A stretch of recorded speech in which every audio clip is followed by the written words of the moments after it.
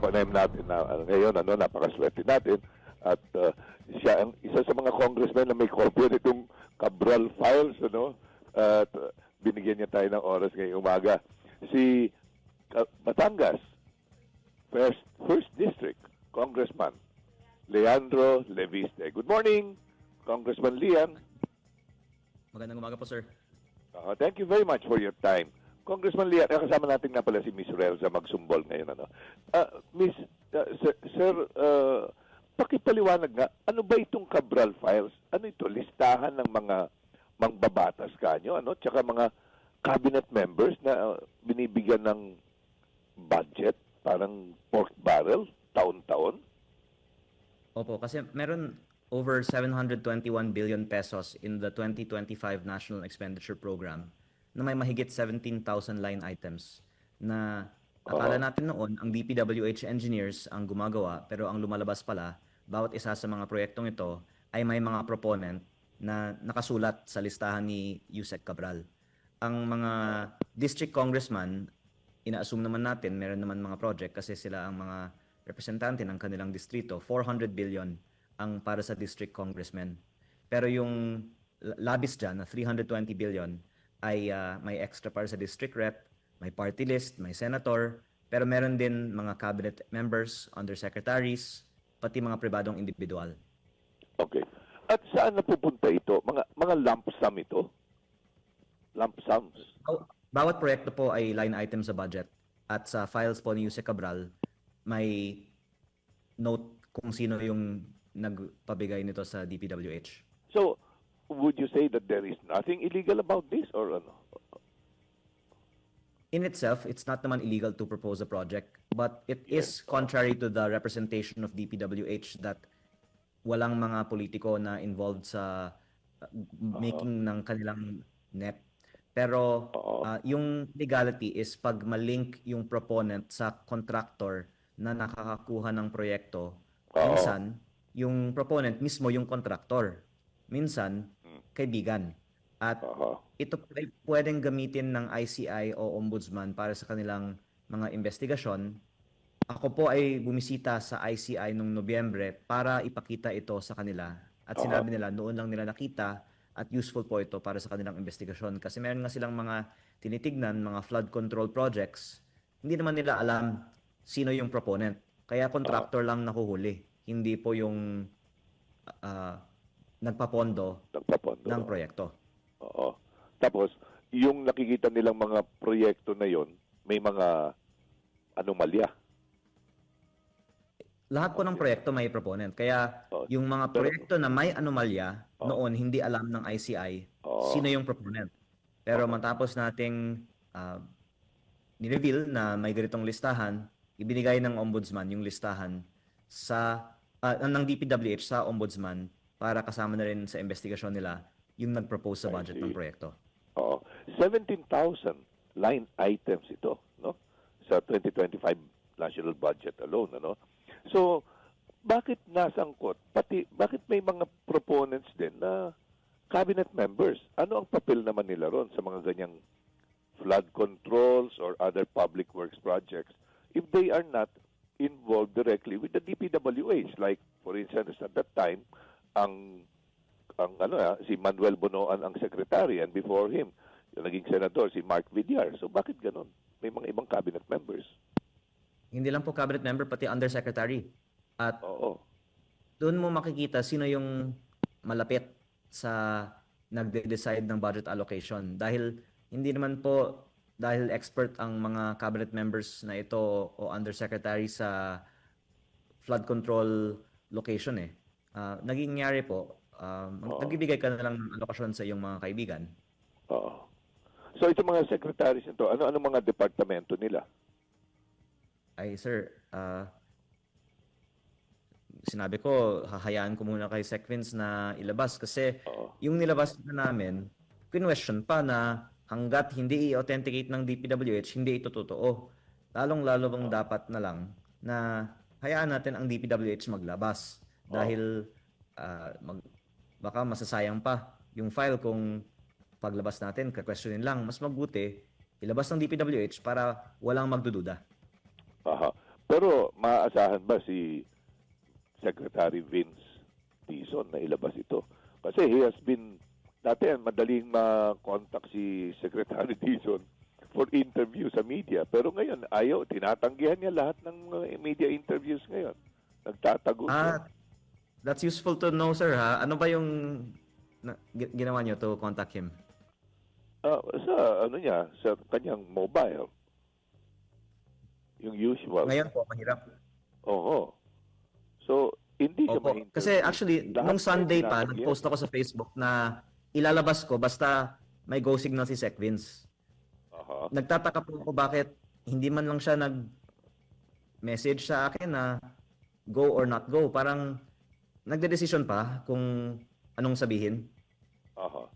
And do you think that is because part of the Cabral files, nandoon yung pangalan nga ni former Speaker Martin Romualdez na pinsang buo ni President Bongbong Marcos, na boss niya, no? Boss ni Secretary Dizon.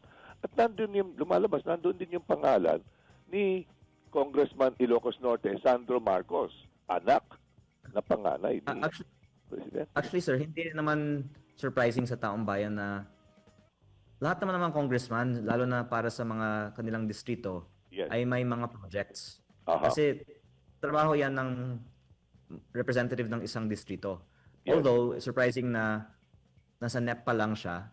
Pero in substance, it's not surprising. Yung surprising po, yung listahan, pati yung mga nasa ehekutibo, may mga insertion din pala. At Yes. pati mga contractor, may mga listahan na code names, pero kung titignan mo yung mga proyekto sa mga listahang ito, napupunta sa tig-iisang contractor. May isang listahan para sa isang contractor sa listahang ito. Sino itong mga contractors na ito, Congressman Lian? Yung nabanggit ko po last time on your show is si Congressman Edwin Garjola. May listahan ng 20 billion pesos of projects. Alam kong konektado sa kanya yung listahang ito kasi 4 na proyekto sa aking distrito ay nasa 20 billion peso list na ito. At actually, may iba pa na mga malalaking contractor na maraming mga nakuha dito sa listahang ito. So I'm just responding to your point on is it because of this person or that person? Actually, sir, sa 17,000 line items, sa sobrang daming mga pangalan dito, I can understand bakit nahihirapan si Secretary Vince na magpaliwanag ngayon tungkol dito kasi either he tells the truth na maraming magagalit, and mahirap naman to tell a lie, di ba? Kaya I think he's... Mabibisto ka pag nagsinungaling ka eh. Opo, kasi may kopya ako, di ba? Kaya he's in an unenviable situation now. Oo. So lumalabas ito po kasi noon sa 2025 national budget, merong ang ganyan na mga hard and soft na pork barrels na tinatawag. Yung hard pork barrels, yun yung mga public works, ano? Mga pagpapagawa ng mga tulay, kalsada, mga river walls, dikes, flood controls, ano? Substandard pero overpriced. Yun yung inaamin nga ng mga district engineers na natawag sa Kongreso, sa House at sa Senate, ano? So, ngayon ito namang mga cabinet members, meron ding allocables na public works, ganun lumalabas. Opo, at hindi lang sa public works. Pati sa iba't ibang mga ahensya ng gobyerno, let me just focus na lang on Congress. Meron kaming mga binibigyan na mga alokasyon sa DSWD, DOH, DA, DepEd. This is not naman a surprise. Pero yung una, isang surprising thing is nagsasubmit kami during the NEP preparation process pa lang.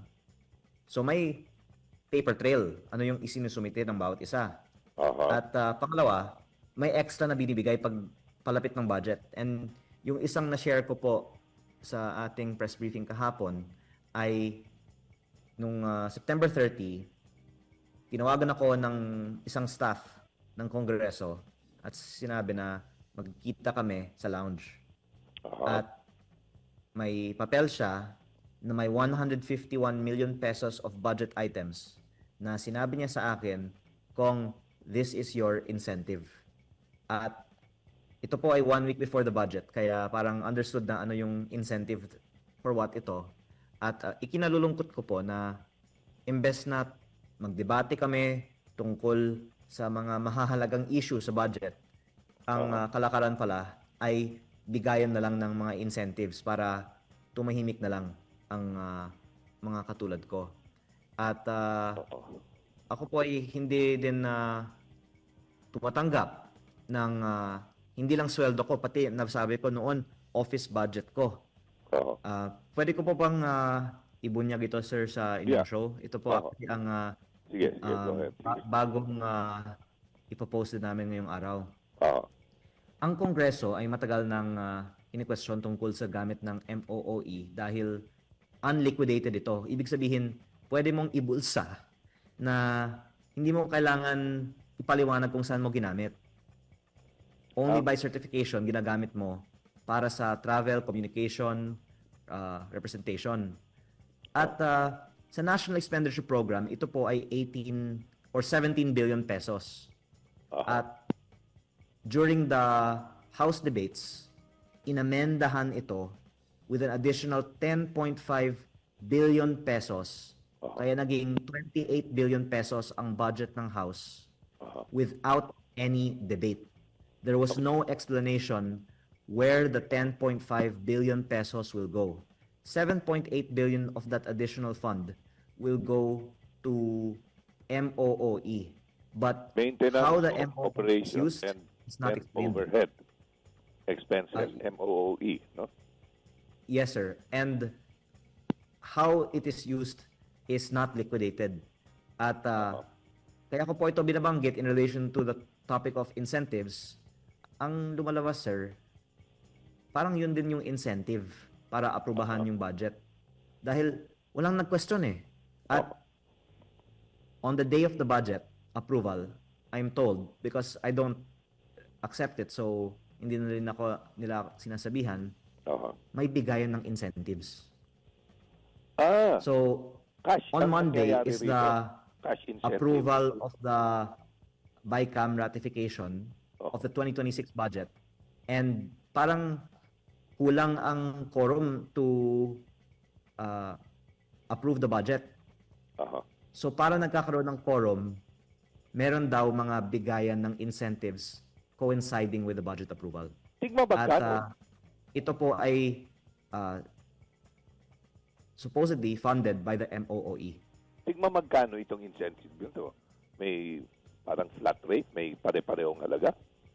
Actually, sir, baka daming mga magagalit sa akin kung sasabihin ko ngayon, pero actually gusto kong makita magkano on Monday.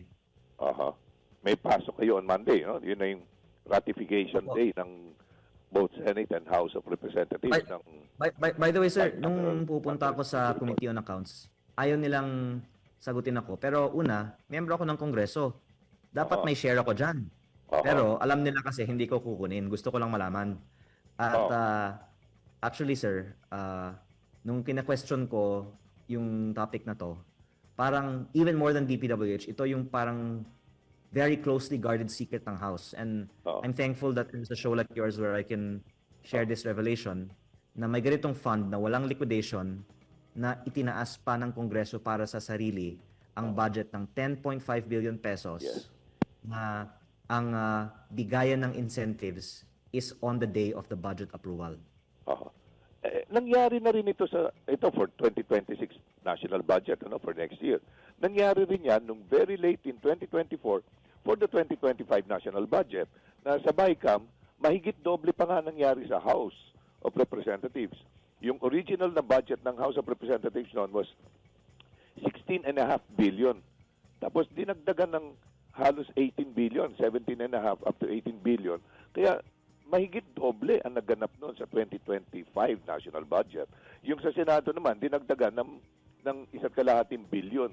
Pero ano na yan, aprobado na ng plenary ng both Senate and House. Tsaka nanggaling naman yung pondo na yan, yung figure na yan, sa kanyang mga Senate President din at Speaker at binigay sa Malacanang noon para mabuo yung National Expenditure Program or Malacanang budget or President's budget.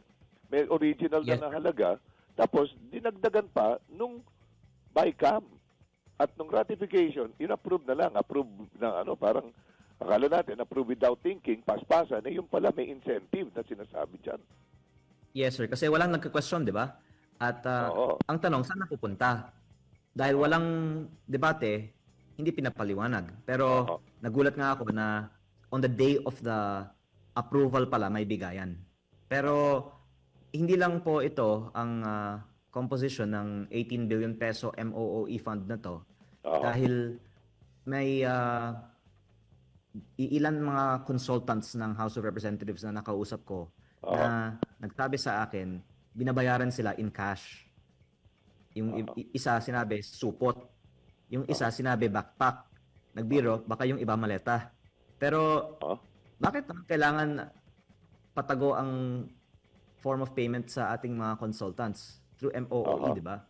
At ang tingin ko maganda, ideklara na lang ng House lahat ng mga consultants para makita natin sa 18 billion magkano napupunta sa mga consultants, magkano napupunta sa mga miyembro, at magkano naman napupunta sa iba pang mga program. May isang program naman na rinig ko sa ibang mga members, meron silang mga slots for social media consultants sa kanilang mga opisina na mag-serve bilang mga keyboard warriors o mga trolls. Actually, there was already seminar. May seminar po ng mga members para sa pag-onboard ng mga keyboard warriors sa kanilang mga opisina.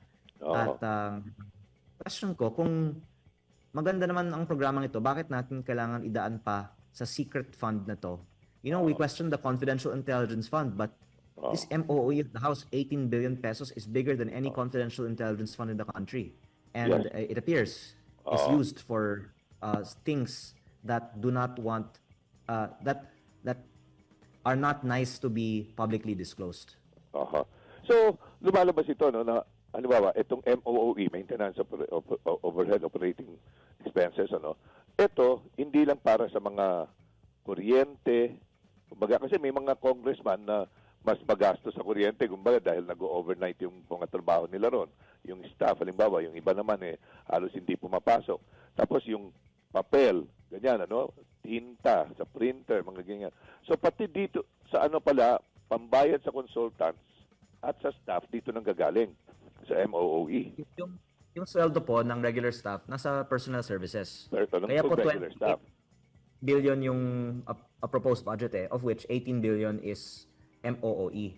Okay. Tapos yung MOOE sa NEP is 10. Kaya yung 10 naging 18 po. Ang kuryente, ang tubig, pati yung basic na operating expenses ng mga congressional offices, nasa 10.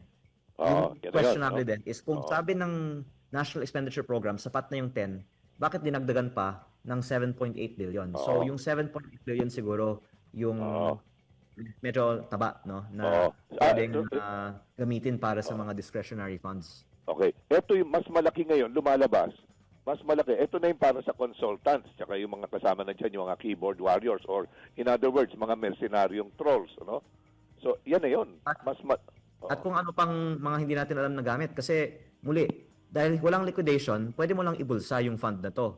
Kahit hindi mo gamitin, nasa iyo na lang. Yan din ba, bukod pa yung pang-travel? Kasi nandun na sa original na MOOE yun, as proposed yung Malacanang. Yung para sa travel, communication, representation, walang liquidation din yun. By certification siya. Hindi mo kailangan magpakita ng resibo. Sabihin mo lang na ginamit mo para sa sinabi mong gamit, okay na. Pero muli, hindi po ito maliit na halaga. Hindi ko lang po muna binibigyan yung mga figures kasi maraming magagalit na congressman sa akin. Pero you can just do the numbers po. If there's a 18 billion peso fund divided by 318 members, nasa mga 56 million pesos per congressman yan.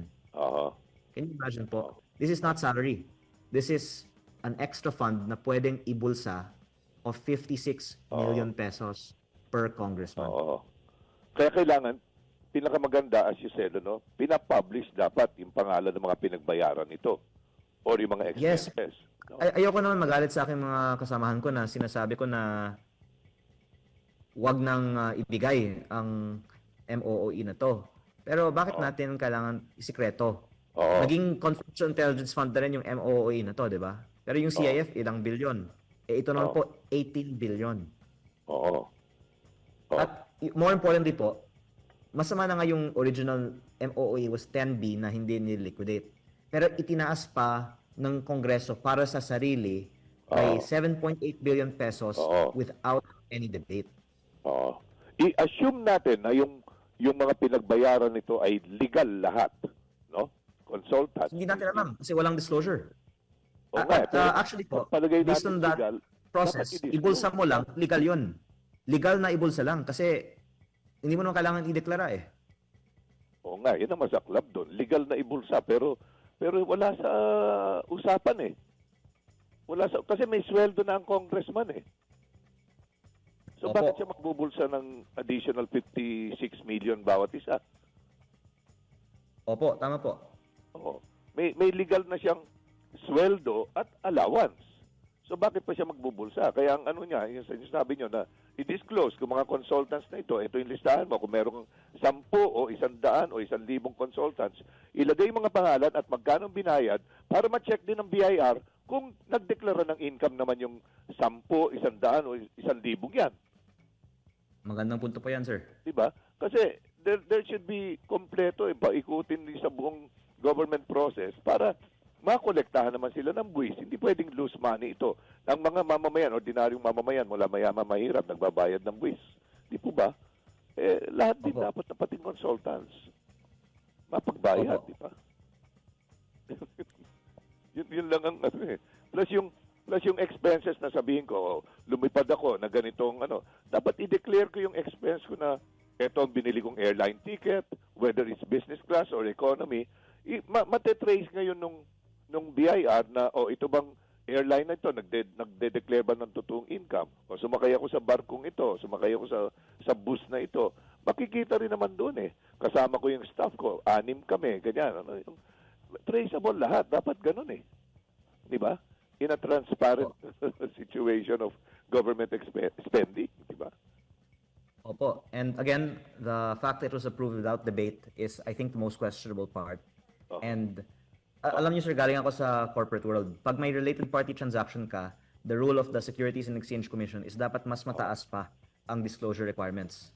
Kaya nakakalungkot na may self-dealing ang Congress, mas mababa pa ang dinidisclose. Sa Senate ba nagdagdag din ng budget, sir? Saan po? Sa Senado, sa kabilang chamber. Opo, I can get the exact figures now. Nadagdagan din po. Ng magkano? Let me check po.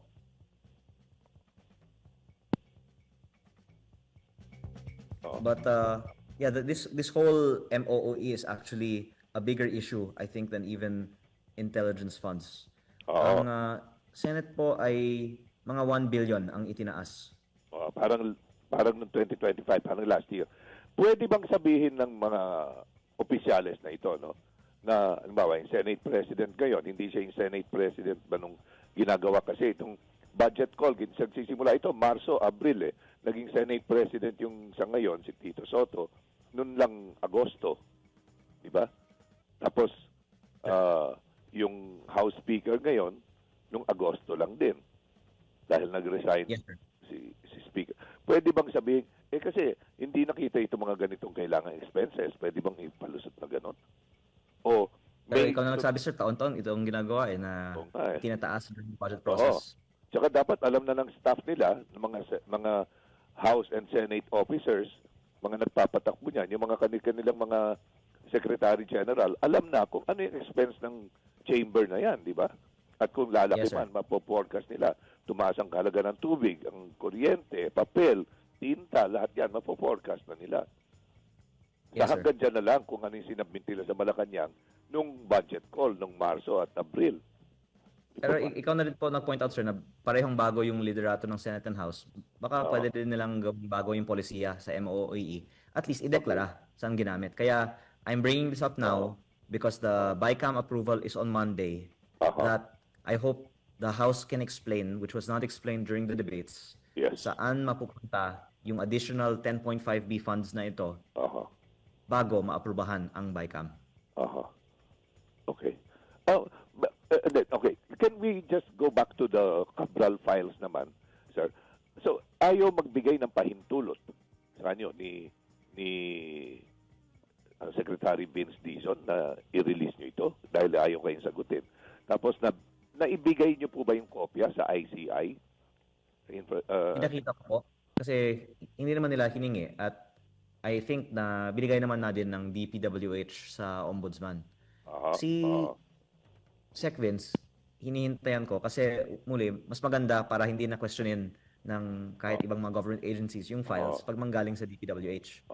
At akala ko nung nag-post ako nung Sunday, kaagad siyang sasagot kasi sabi niyo nga very responsive siya. Kaya nagtataka nga po ako na umabot na ng ilang araw na hindi pa sinagot.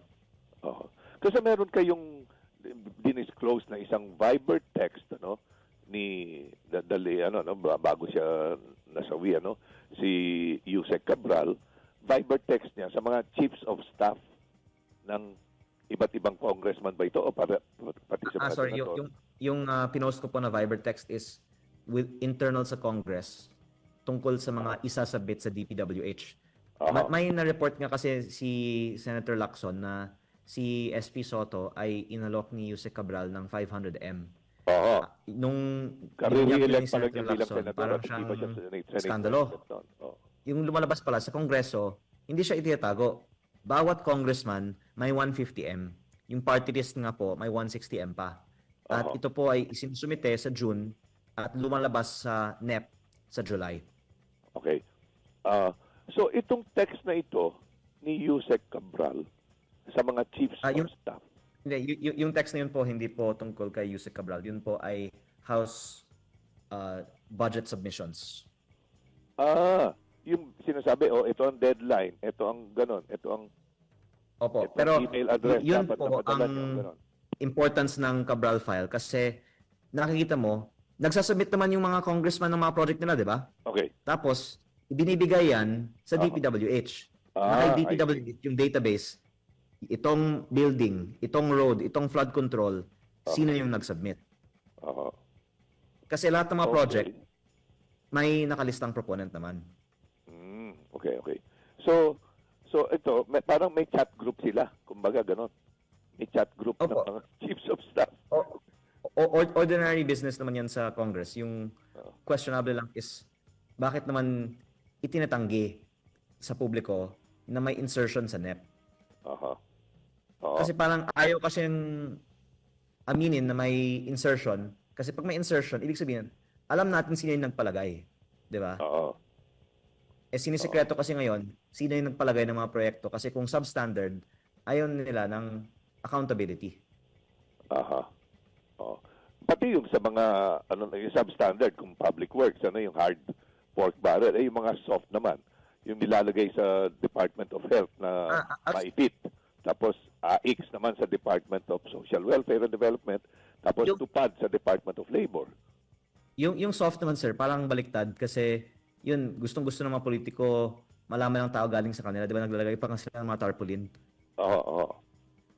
Pero, ang problema naman doon, hindi natin alam magkano ang nakukuha ng bawat isa. Kasi, tingnan natin yung AIX o MAIP budget, parang 60 billion ba yun? O mahigit pa? Kung i-divide mo yan among 300 districts, for example, baka magkano yan? 60 divided by... Umaabot yan ng 200M. Hindi naman 200M ang nakukuha ng bawat distrito, di ba? Kaya lumalabas, may mga distrito na nakakuha ng mataas. I'm not saying na hindi ako sang-ayon sa programang ito. Pero ano naman masama na isa publiko natin magkano ang nakukuha ng bawat congressman. Lalong-lalo po dahil yung na-find nga natin is inaalok na to as incentive para sa mga boto. Dati kasi, Congressman Lian, at the end of each fiscal year ng gobyerno, pinapublish po ito bumibili sila ng newspaper space, full page ito, maliliit nga ang Senado at saka yung House, nakalista bawat senator, bawat congressman, ito ang ginasta. Ngayon, hindi na siguro kailangan gawin yung bibili ka pa ng advertising space, ipopost mo na lang online. Matipid pa. Di ba? Ano po yung gastos na pinapost nila? Yung pong mga binayaran nila, ito yung expense ng bawat senador. Kaya nalalaman nun ito ang ginasta ng halimbawa, Senator Juan de la Cruz sa domestic and international travel. Mache-check mo ngayon, ano itong international travel na ito? Nag-junket ba si Senator Juan de la Cruz o mga official ano talaga yan para sa kanya at sa staff niya? Pati yung domestic travels niya. Ganon din dati mga congressmen Nung kare-restore pa lang nung Congress, nung panahon ni Cory Aquino at saka ni Fidel Ramos, presidents. Ano po? Pero nawala na yan Talaga? Sana ibalik na lang yan. Oo. Kasi hindi na kailangan bumili ng newspaper space, ano? Ipopost na lang online, di ba?